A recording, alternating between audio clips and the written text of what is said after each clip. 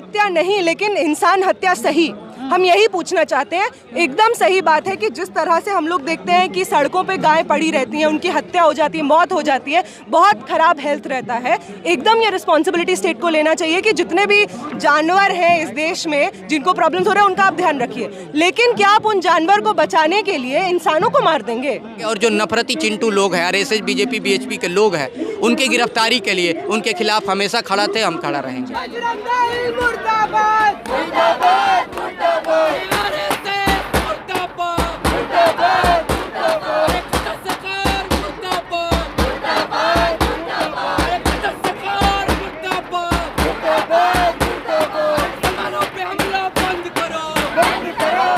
देख रहे हैं तो जनता लाइव, मैं हूं आपके साथ नलिनी। इस वक्त मैं मौजूद हूं दिल्ली के जंतर मंतर पर, जहां आज डीयू के कुछ छात्र जो आयशा से जुड़े हुए हैं वो आज जो है खुलकर जुनैद और नासिर के लिए इंसाफ मांगते नजर आ रहे हैं। उनका कहना ये है कि कितना सही है जहां हमारे देश में संविधान मौजूद है और हम कहते हैं कि भारत एक धर्म निरपेक्ष देश है, वहीं पे सिर्फ धर्म और जाति के तहत लोगों को मार दिया जाता है, कभी गौरक्षा के नाम पे तो कभी गौ तस्करी के नाम पे। आज ये सारे जो लोग हैं ये उन दो लोगों के लिए आए हैं इंसाफ मांगने। आइए इनसे बात करते हैं और जानते हैं कि ये किस तरीके से सरकार को चेताने आए हैं, साथ इनकी क्या क्या उम्मीदें हैं और किस तरीके के इंसाफ की मांगे लेकर आए। ये बीजेपी के जो लीडर्स हैं और मोनू मानेसर का जो पॉलिटिक्स है कि मुसलमानों को गाय बचाने के नाम पर मार दो, दलितों को गौ हत्या के नाम पर मार दो, ये सेम पॉलिटिक्स है बीजेपी का। जो कपिल मिश्रा का, अनुराग ठाकुर, परवेश वर्मा का पॉलिटिक्स है, वही मोनू मानेसर का। सवाल ये है कि मोनू मानेसर ना तो पुलिस को मिल रहा है ना उसके साथी पुलिस को मिल रहे हैं, लेकिन वो लगातार मीडिया में बाइट देते नजर आ रहा था। आप एकदम सही सवाल पूछ रहे हैं। हम लोग भी ये पूछना चाहते हैं कि जेएनयू में जो वायलेंस हुआ था उसमें जो कोमल जो स्टूडेंट हैं दिल्ली यूनिवर्सिटी की, वो किसी को नहीं मिल पा रही हैं।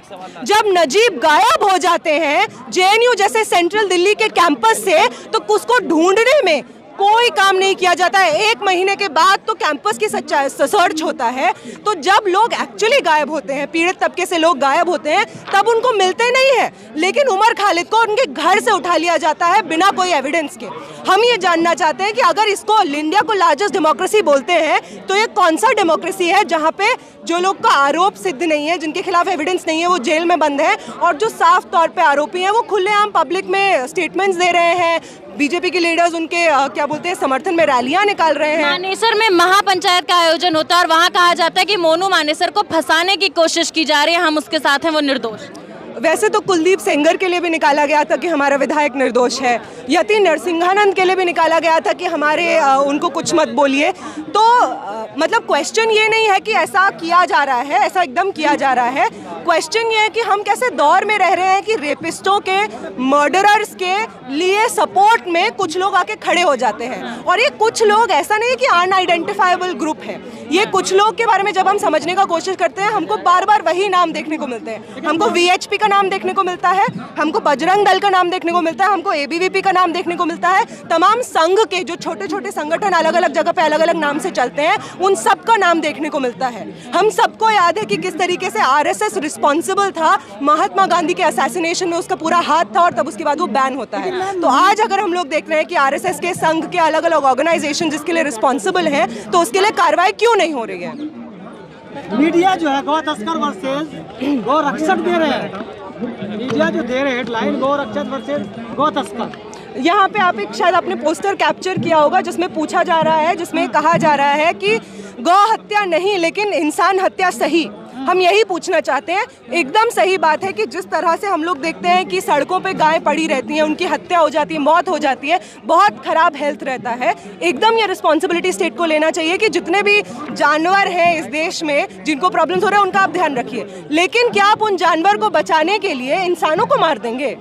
क्या हम इस दौर में पहुंच गए हैं कि इंसानों को मारा जा सकता है? ऐसा कानून बनना चाहिए कि मुसलमान जो है गाय को हाथ ना लगाए या ना उसको रखे ना पाले, ऐसा मांग करते हैं। ऐसा तो चाहते हैं, संघ के लोग चाहते हैं कि इस तरह का बात बोले, लेकिन आप कभी देखिएगा ये कभी पॉसिबल हो नहीं पाएगा, क्योंकि जिस दिन इस तरह ये इम्प्लीमेंट हो जाए उनका धंधा बंद हो जाएगा। उनको प्रॉब्लम इस चीज़ से नहीं है कि गाय का क्या हालत हो रहा है। अगर उनको इस चीज़ से प्रॉब्लम होती तो अलग अलग स्टेट्स जो क्लेम करते हैं कि हम लोग गाय को बचाना चाहते हैं वो शेल्टर्स बनाते, काउ शेल्टर्स बनाते। काउ शेल्टर्स जो जितने यूपी में हरियाणा में हैं वहाँ पे कितना फंडिंग जाता है, इसके ऊपर बहुत सारा कामकाज है कि वहाँ पे गाय पड़ी हुई है, उनकी मौत हो रही है, इतने सारे डिजीजेस हो रहे हैं। तो गाय का बात नहीं है, बात इस चीज़ का है कि दलित कैसे सांस ले रहा है इस देश में, हिंदुत्व के देश में दलित कैसे सांस ले रहा है, मुस्लिम कैसे सांस ले रहा है। हो रही है, ये भी लोग सवाल कर रहे हैं। बिल्कुल कर रहे हैं। जो यूट्यूब चैनल वो नाम से चलाते हैं उसमें तो ओपनली पोस्ट करते हैं कि देखिए आज हम लोग इतने सारे लोगों को पकड़े, इतने सारे गायों को हमने बचाया है, और एकदम वो अपना वायलेंस को एडवोकेट करते हैं। जो कल महापंचायत हुई, परसों जो महापंचायत हुई है,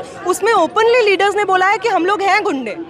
तो अगर आप मान ही रहे हैं आप गुंडे, तो आपका जगह भी वहाँ होना चाहिए जो गुंडों की होती है, जेल में। तो आप जेल में जाइए अगर आप गुंडे हैं तो। नहीं, अगर कोई गौ तस्करी कर भी रहा है तो ये कितना सही है कि आप उसको जो है इस तरीके से मौत के घाट उतार दे रहे हैं? क्या कानून को अपने हाथ में लेना इतना आसान हो गया है? यही सवाल है कि मॉब जस्टिस जो मतलब नॉर्म हो चुका है। किसी को लगता है कि ट्रेन में कोई अगर इंसान जा रहा है, लगता है कि मुसलमान जैसा दिख रहा है तो उसके साथ छेड़छाड़ हो सकती है, उसका हैरेसमेंट हो सकता है, उसको मारा पीटा जा सकता है।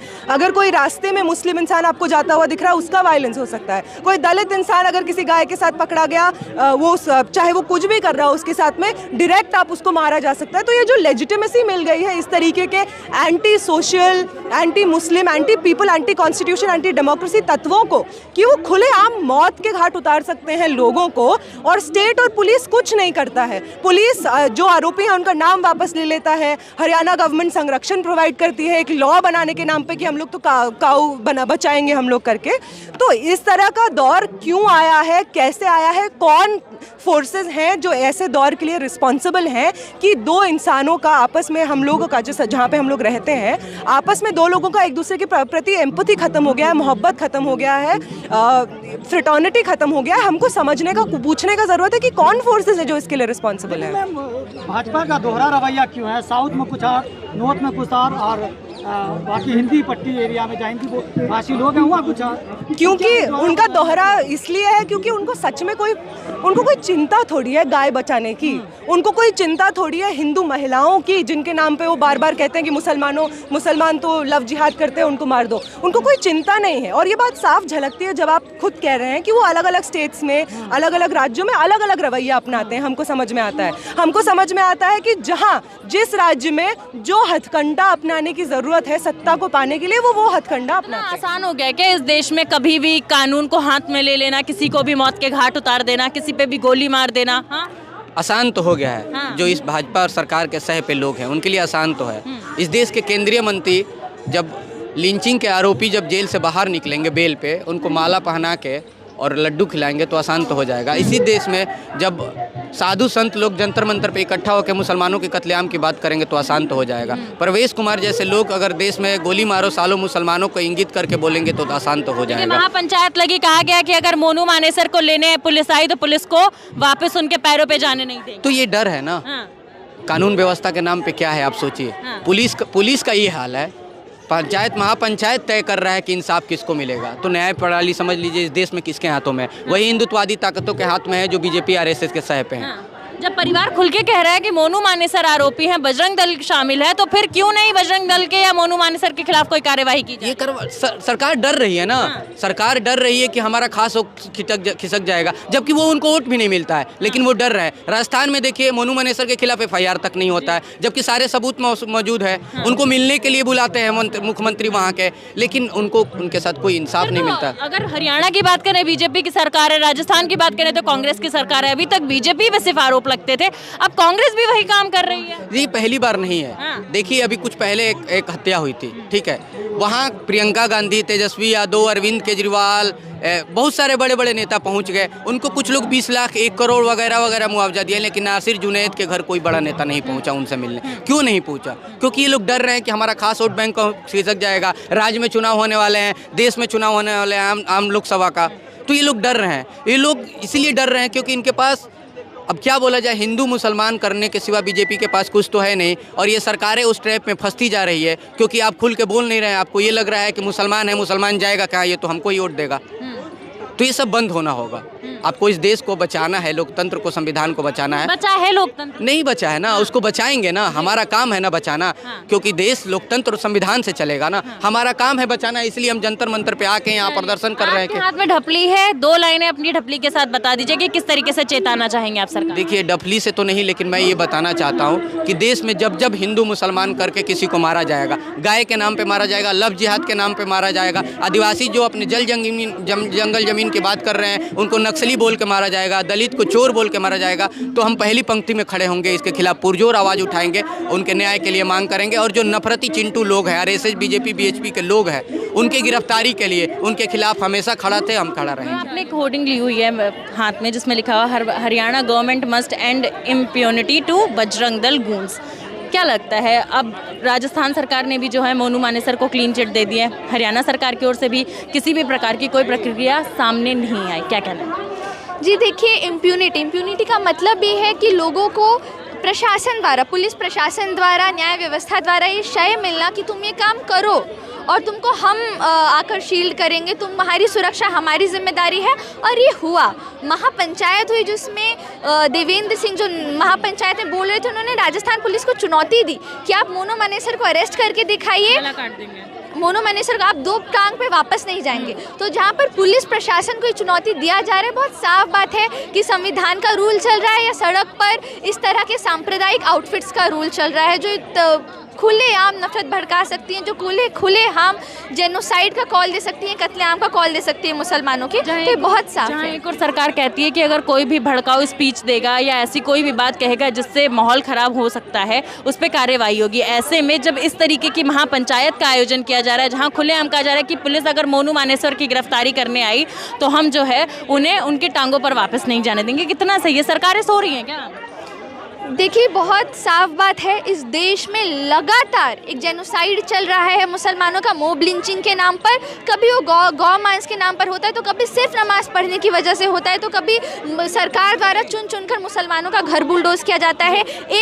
3 साल हो गए दिल्ली दंगों को, और आज तक कपिल मिश्रा, अनुराग ठाकुर, ये सब खुले घूम रहे हैं। तो सरकार के लोगों ने शय दी हुई है, ये इम्प्यूनिटी दी हुई है। पुलिस प्रशासन तक ये बात जानती है कि हमें ढिलाई से काम करना है, हमें नहीं लेना है एक्शन, क्योंकि इसी तरह की राजनीति है जिस राजनीति से इन्हें फायदा होता है, इनके अगले राजनीति चलने वाली, यहाँ इन्हें चुनाव में इसका फायदा होता है। इसी तरह से अडानी और मोदी की दोस्ती चलती है, उस पर कोई बात करेगा जब जनता के लिए उत्सव होगा कि बताओ गौ रक्षा के नाम पे तो कितना अच्छा हो रहा है, हमारे मुसलमान भाई बहनों को मारा जा रहा है। तो इस तरह का माहौल बनाने की कोशिश की जा रही है। चलिए, बहुत बहुत शुक्रिया आपका।